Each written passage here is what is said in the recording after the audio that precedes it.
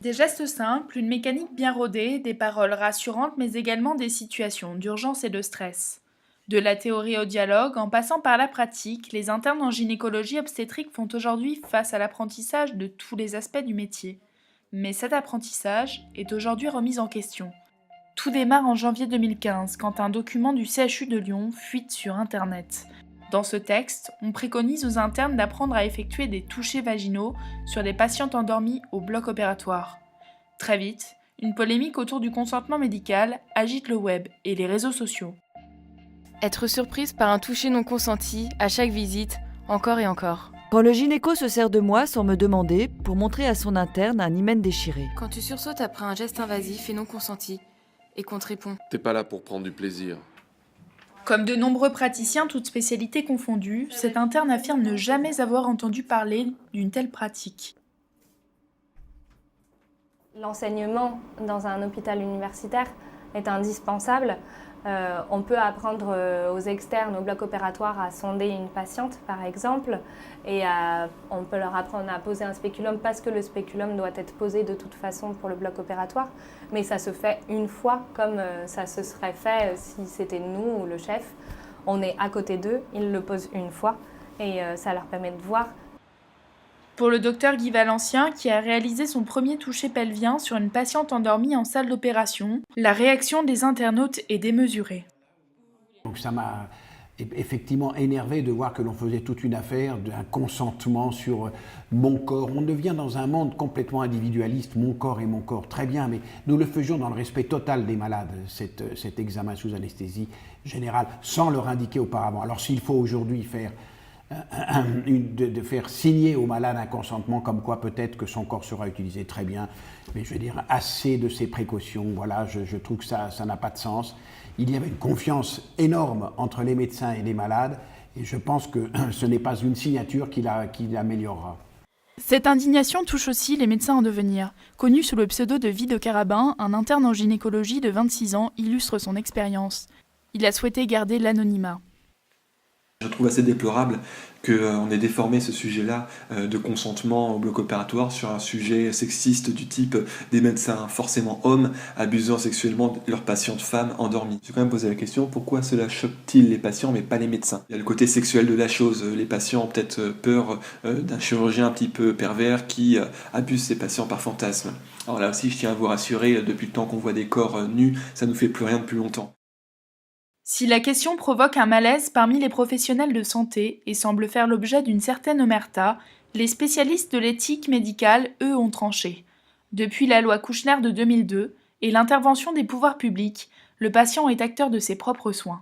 La médecine se pratique sur le corps humain. Or, le corps humain est une valeur qui est fondamentale, qui est protégée avant tout par le Code civil dans son article 16.3 qui nous rappelle qu'on ne peut pas porter atteinte à l'intégrité physique des individus, que le corps est protégé et que donc un médecin qui intervient sur le corps humain doit s'assurer de deux choses, du consentement du patient ou de la patiente et de la nécessité médicale du geste qu'il va pratiquer. Les touchés vaginaux non consentis sont donc punis par la loi.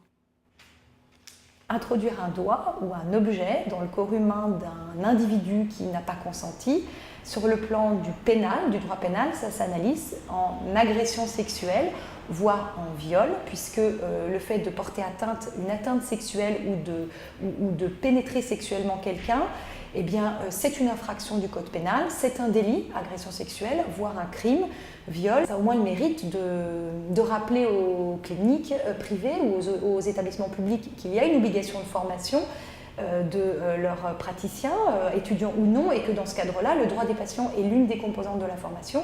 Et je pense que très simplement, en quelques heures, on peut rappeler le fait que le consentement doit être demandé. Alors, il y a des exceptions, évidemment, l'urgence absolue, l'état d'impossibilité de consentir de quelqu'un qui serait hors d'état de s'exprimer ou de comprendre des explications médicales. Mais en dehors de ces situations un peu de crise ou d'urgence, il faut simplement rappeler les textes en indiquant qu'une simple conversation rapide avec un patient normalement informé permet de consentir et de travailler tout à fait normalement et de positionner une petite mention dans le dossier médical pour que tout le monde soit bien au clair avec la volonté du patient.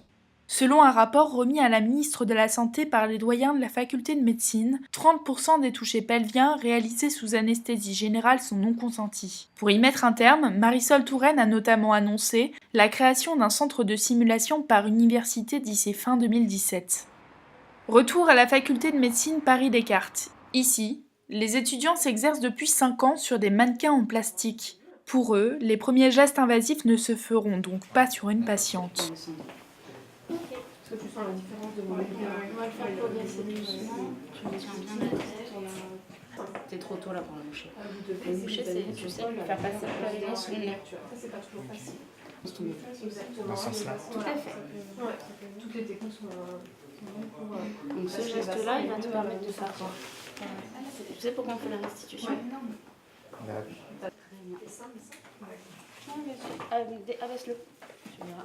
La difficulté principale en gynécologie de l'apprentissage des gestes médicaux, c'est qu'on rentre dans l'intimité des patientes. Et pour ça, l'élément essentiel, c'est que l'étudiant soit à l'aise. Et tu fais ton frottis si tu as besoin d'un frottis. En gynécologie, on leur explique comment réaliser un toucher vaginal, comment réaliser la pose d'un spéculum ou faire un frottis cervico-vaginal. Les examens des seins avec le dépistage de lésions mammaires, bénignes ou malignes. Et on leur explique sur le versant obstétrical comment un col se dilate, comment on réalise l'examen gynécologique en cours de travail et les différents temps de l'accouchement. À quelques mètres de là, des mannequins de haute fidélité ont également investi la plateforme. Donc, on a un mannequin qui est capable d'accoucher, qui peut présenter les complications qu'on connaît de l'accouchement, donc des saignements très abondants, ce qu'on appelle une hémorragie de la délivrance. Elle peut aussi faire ce qu'on appelle une prééclampsie ou une éclampsie avec des convulsions. On la fait parler et interagir avec les équipes qu'on a mis en situation en fonction d'un scénario. Grâce à la simulation, les élèves peuvent recommencer des gestes invasifs et s'entraîner à volonté dans des conditions sécurisées et chaperonnées. Le bébé, il est parfait. Tout va bien. Pardon ? L'apprentissage par simulation a des limites. En plus du coût de 72 000 € par mannequin, il faut arriver à dégager les professionnels de santé de leurs obligations. Une formation qui reste pour certains imparfaite. On ne remplacera jamais la clinique, l'examen clinique précis. Et ce n'est pas sur un mannequin qui n'a pas mal que l'on pourra apprendre à faire un toucher rectal ou un toucher vaginal qui n'est pas douloureux.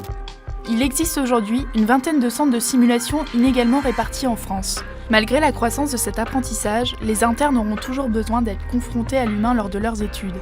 Et pratiquer des actes médicaux sur des mannequins se fera toujours sans leur consentement.